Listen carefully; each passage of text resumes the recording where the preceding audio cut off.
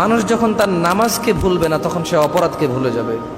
আর মানুষ যখন তার নামাজকে মনে রাখতে পারবে তখন সে এটা মনে রাখতে পারবে যে আমি অপরাধ করব না। একজন মানুষ যখন 5 ওয়াক্ত নামাজকে মনে রাখতে পারবে যে আমার জোহরের সময় হয়ে গেছে, আমার আসরের সময় চলে আসতেছে, আমি নাঙ্গলকোট থেকে কুমিল্লার দিকে যাব, দিনের বাজে 3:30, লাকসাম নেমে গেলাম 4টা বাজে, এই রে বাসটা চলে যাচ্ছে, চিন্তা করবে সে 4:20 হচ্ছে জামাত, বাসে উঠলে আমার জামাত শেষ, 20 মিনিট পরে উঠবো।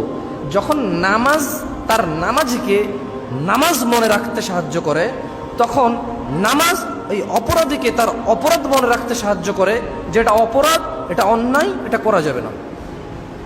এইভাবে নামাজ হেল্প করতে পারে।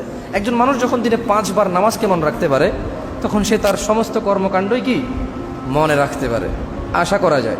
এই জন্যই নামাজ অত্যন্ত গুরুত্বপূর্ণ একটি স্তম্ভ ইসলামের। এবং ইসলামে আপনি দেখেন রোজা বছরে একবার আসে 30 দিনের জন্য। দিনের বেলায় রোজা, রাতের বেলা কিন্তু মানুষ রোজা না। আপনি যদি দেখেন রমজান মাসটা, আপনি অর্ধেক দিন রোজা, মানে দিন পুরো কমপ্লিট দিনের এক অংশ রোজা থাকেন, এক অংশ আপনি খান। আমরা তো রাত আর দিন মিলে একদিন বলি, ঠিক না? তো তাহলে দিনের বেলায় যেখানে আপনি রোজা আছেন, রাতের বেলা আপনার রোজা থাকতে হচ্ছে না। বছরে একবার আসে হজ, বছরে একবার আসে সামান্য একটা সময়ের জন্য। এবং এইটা অন্তত আমাদের দেশে 100 জনের মধ্যে 10 জনের ক্ষমতা নেই। ক্ষমতা থাকলেও এরা জানে না যে যেতে হবে।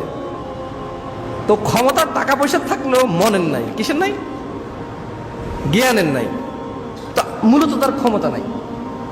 আমাদের দেশে 100 জনের মধ্যে 10 জনের হজের ক্ষমতা নাই। এর মধ্যে এই 90 জন যাদের ক্ষমতা নাই, এই 90 জনের মধ্যে কিছু আছে অর্থের অভাব, বেশিরভাগটা। আবার কিছু আছে মন মানসিকতার কার্পণ্যতার কারণে তার ক্ষমতা নেই হজ করার। কিছু আছে জ্ঞানই নেই, এটা কত গুরুত্বপূর্ণ একটা জিনিস, তার গুরুত্ব জানা নাই। তো তার জ্ঞানের ক্ষমতা কম, তার জ্ঞান দিয়ে সে বিবেচনা করতে পারে না এটা করা লাগবে। তো তাহলে রমজান বছরে একবার আসে 30 দিনের জন্য, হজ বছরে একবার আসে সমর্থবানের জন্য, যাকাত সমর্থবানের জন্য। আপনি যে মুসলিম, আপনি যে মুমিন, আপনাকে এটা কে বুঝায়? একমাত্র নামাজ। একমাত্র কি? নামাজের জন্য সামর্থ্য লাগে না, নামাজের জন্য অর্থ সম্পদ লাগে না। নামাজ আল্লাহ এত ভালোবাসে, এত ভালোবাসে, এ নামাজের জন্য আল্লাহ কোনো শর্ত দিয়ে দেয়নি যে ধনীরা করবে গরিবরা করবে না, বছরে একবার আসবে বা 2 বার আসবে, এমনটা আল্লাহ করেননি। দিনে করবে রাতে করবে না, এমনটা আল্লাহ করেননি। ছোট করবে বড় করবে না, এমনটা আল্লাহ করেননি। মহিলা করবে পুরুষ করবে না, পুরুষ করবে মহিলা করবে না, এমনটা আল্লাহ করেননি। এই নামাজের জন্য সুস্থ অসুস্থ মানুষ আল্লাহ ভাগ পার্থক্য করেননি, যে জ্বর হলে নামাজ পড়তে পারবে না, কাশি হলে নামাজ পড়তে পারবে না। বোঝেননি? কালো মানুষ পড়তে পারবে, সুন্দর মানুষ পড়তে পারবে না, আল্লাহ এমনটা করেননি।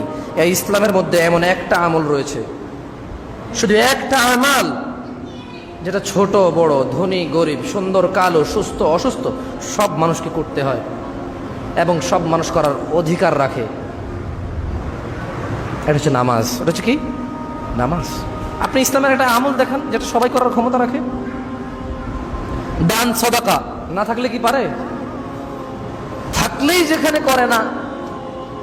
এই যে কোরআনের এত আয়াত দান সাদাকা নিয়ে, এটা কি মানে আপনাকে কি বলছে এখানে? যার আছে তাকে বলতেছে তুমি করো, না করলে ফেঁসে যাবা। তার মানে যাদের আছে তারা করে না। এই জন্য আয়াতগুলো যে তোমার আছে তুমি কেন করতেছো না, তুমি করো, না করলে ফেঁসে যাবা। বোঝেননি? তার মানে একটা শ্রেণীকে আল্লাহ বাদ দিয়ে দিছে ওখানে, যার তৌফিক নেই তাকে তো বলেই নি। সলাহ, নামাজ একমাত্র ইবাদত যেটা ছোট বড় সবাইকে একসাথে করে। দৈনিক 5 বার। আপনি সকাল ফজরে ফজর পড়ি, সন্ধ্যায় আমরা মাগরিব পড়ি, রাত 8টায় আমরা ইশা পড়ি। তার মানে রাত দিন 24 ঘন্টার মধ্যে আল্লাহ দিনের বেলা এবং রাতের বেলা নামাজকে বাধ্য করেছেন, ছোটকে এবং বড়কে, মহিলা এবং পুরুষকে। আল্লাহ এত ভালোবাসে নামাজকে। আপনি ভালোবাসেন? আমরা নামাজকে ভালোবাসি, আলহামদুলিল্লাহ।